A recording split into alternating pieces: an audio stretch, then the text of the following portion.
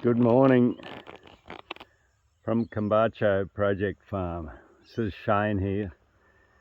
14th of March, so we're a week away from the autumn equinox gathering at the farm. But I'm up here, this is a gully coming across Mudlow Road into the farm. A major flow line, like the water that comes down. This is incredible. But this is part of the restoration of the woodlands and the wetlands. So let's go for a little walk in the wood and the wet. So these trees are, I've forgotten how old these trees are, but these were planted funded by the catchment group, MRCCC, and planted by the Gympie Land Care planting team. So I'm walking in here, I'm seeing some awesome stuff. Dung beetle activity in the cowpats. So these little guys are processing nicely. Look at this here. You know, they're working over these cowpats. But what's going on in here, I've had this country excluded from cattle pretty much for the 10 years or more. We're now 11 years into the project here at the farm, and so I'm now starting to put cattle in here. I believe where I've got to with this is I've got enough resilience in this system that I can come in here and do pulse grazing. So, you know, I can put cattle in, utilise the pasture, create a little bit of disturbance, and get things happening. Look at this. This is pretty amazing here. Like I'd say, this is a natural regen seedling. This guy here. So he's come up in this forest all on his own, and so you can see the cows have just been through here only in the last week. They've kicked things around a little bit. I saw something up here as I was walking in, which has kind of created a little excitement in me. We've got a bunya pine. But look what's going on in this bunya pine. Look at all these spider webs. Look at all this life. Look at all this opportunity. Look at what has this bloody tree created? Look at the spiders. You know, these are things that were spiders in this environment were really kind of lacking. Look at this here. This is a Paddy's lucerne or cider rechusa. This sucker's 2 meters tall, but the cows have browsed it. This will give you an idea of the water that comes through here. Is this a bit of flood debris in this tree? No, I believe this is an old bird's nest, so we've got bird's nests. See this grass here, the foxtail? This foxtail's a real indicator of where there's water. There's water right on the surface here. We've got kumbungi growing in here. Yeah, these trees are just, you know, this whole system is resilient enough now, I believe. I've been experimenting with putting cattle in, seeing what damage they do, what they create. So some of the smaller trees, you know, being cows, they give them a bit of a massage. But largely this system, I believe, is now resilient enough. This is a permanent pond in here now. So we've got wetland birds. A permanent pond created by a gabion weir which went across this gully, and that was funded also by MRCCC. But you know, this pond is full of kumbungi, chock-a-block. There's the gabion there, rather large, expensive structure. This is a bit of a fail here where our contour with the vetiver on it. The water punched over the top of it and ripped some of the vetiver out and sent it flying down the paddock. Basically through poor design. There's the end of the gabion there, so the water's come through here, ripped this open. We'll do some repair work to this by and by, but it's not a big disaster what's going on here. It's still, the system's still holding together. But I'm interested in just exploring what the cows are doing in here and seeing the possibilities in here. You know, there's the water. This has now gone from being a dry gully to where it's flowing permanently. As I said, that pond above the gabion is permanent. This water bleeding out of the country here is permanent. I've just walked into a contour here, so this contour picks up out of this flow line, and at this stage it's a bankless contour. You can see it's a massive bloody structure. I'm joking. A little bit of sarcasm comes in every now. And look at this here. Here's another natural regen, another ute come up.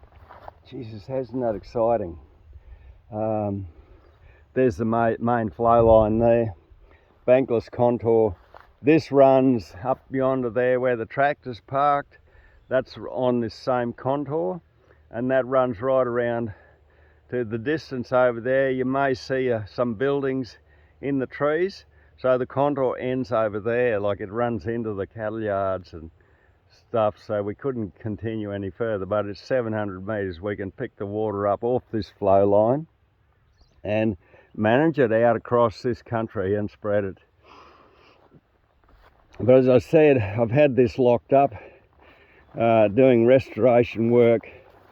This is where I started my natural sequence farming career, on this farm.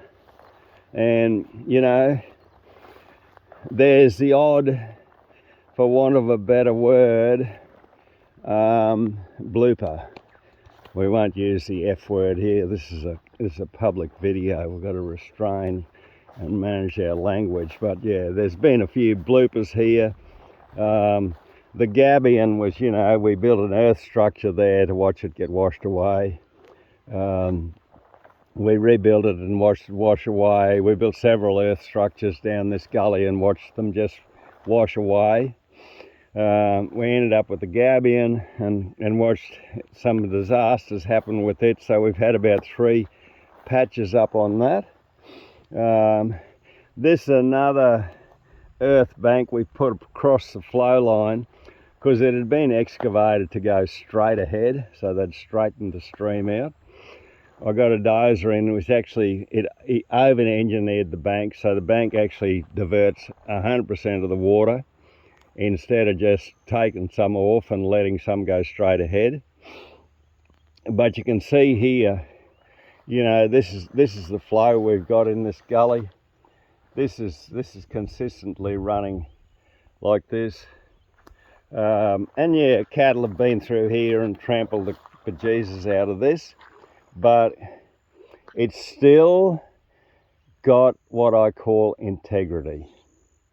Across the flow line here, I'll wander through the mud puddle here, but up this bit of the slope here, the dozer guy took all the bloody topsoil off to build this structure and never top dressed it. It was just bare subsoil, so it was as bare as a bird's proverbial.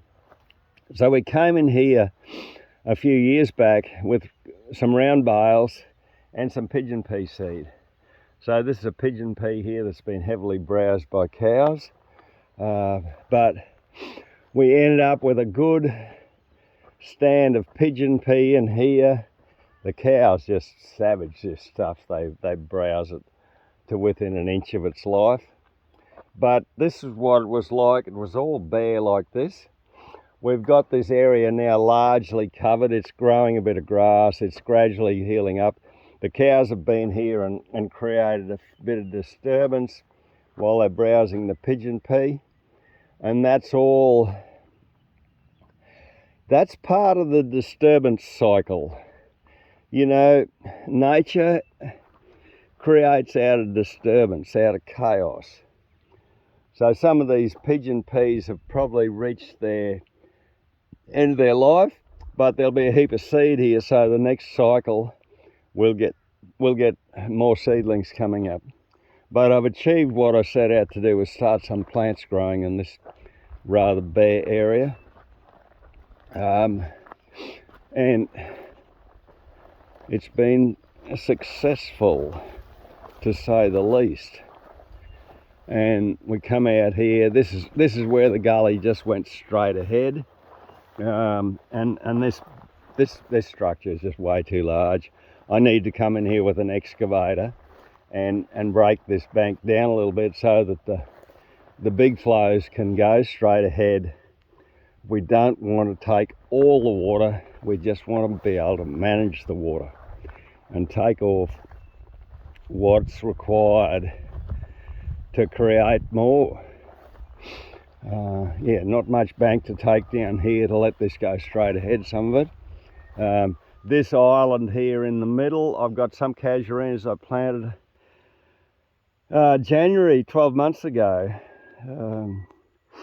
and they're up, but I've got now, a friend gave me a whole lot of swamp box the other day, so I'll come in now that the cows have been through here, and we'll plant all the swamp box on this rather wet area. And you can see it is wet country, this. Beautiful. Oh Jesus, nearly lost my gumboot. Ah, there we go. But I want to show you this further out. That's in the main gully. You can see what the cows have done to this. They've been through and given it a good grazing, created a lot of disturbance. You know, the next growth pulse is kicked in now. You can see the moisture in this country. And I want to get back onto this contour that we took off just below the gabion up there, to bring some water off and just give you an idea of the dynamics of this area, because this whole area is black. It is such black soil. So it's a heavy black soil that is created. It was created in a wetland, so it had an endless supply of organic matter, carbon building to create the soil. And then we've cleared the forest of it. We've drained the bloody wetland, and we've ended up with this soil that just loses it because it's no longer got that massive amount of vegetation feeding the carbon to it, which created the bloody magic. But this is how deep the water table's down. Like here on the contour, we've got water sitting just under the surface. So hugely productive area if we get the right vegetation on it. So my vision for this area, putting things in like the swamp box, but I'm going to start to sneak a few things like mulberries in here. Some trees that the livestock can browse off, so we can get a massive amount of vegetation in here. Now it tends to grow bloody Rhodes grass and this foxtail in the really wet areas where the water's close to the top. And this foxtail's a real indicator. When you see that, you know that it's consistently wet area. But look at this contour, hey? Water sitting in it as we go out here. And of course the cows walk along the top of the bank, which is a very cow thing. I planted along this contour a whole lot of trees, but Miss Peggy and company, my Born Free pigs, they thought that the mulch I'd put around the trees was pretty awesome, so they came and obliterated all the trees. So that was a fail. You know, you get once in a while you get that. So I now have to do some serious talking to my piggywigs to get them to manage their behaviour. But look at this. Look at this. Like this is the water table. My God, it's you know, it's, how far is that down? It's, you know, is it 6 inches down to the water? How much production can we get off this? And you can see the really wet zone there. You can see the seed head on the foxtail grass. Yeah. So this is an area where we've got abundant water. It's just a thing of beginning to manage it. And so I'm now, as I said, I'm now starting to put pulse the cattle through this area, because I believe I've got the resilience in it now that it can take a hit every now and then from cattle to create some disturbance. Needs way more trees. Like this whole wet area needs to be forested. It needs the deep-rooted suckers. In the paddock next door where I've got the tractor, I've got an electric fence there that is fenced off the gully from the main paddock there, where all the tree rows are in the background there. I'm just slashing along the electric fence, and so I'm now going to be able to remove that electric fence and allow the cattle to come down onto the gully system, where I've got truckloads of trees planted. The system's pumping. Again, it's got that resilience built into it, that it can take the occasional graze, the occasional disturbance with livestock that'll create the next growth pulse that'll shift the system forward. So yeah, today's, like, for me, is V-Day. Shoot some videos, talk about the victories, the successes in what we're doing here with recreating this whole wetland area and repairing this gully. So there's nothing like seeing a dry gully come back to where it becomes a permanent flow. But yeah, these casuarinas, they're really in the wet area. But yeah, that's it. And here's the massive contour. Like, these contours are so bloody huge, like, but hugely effective.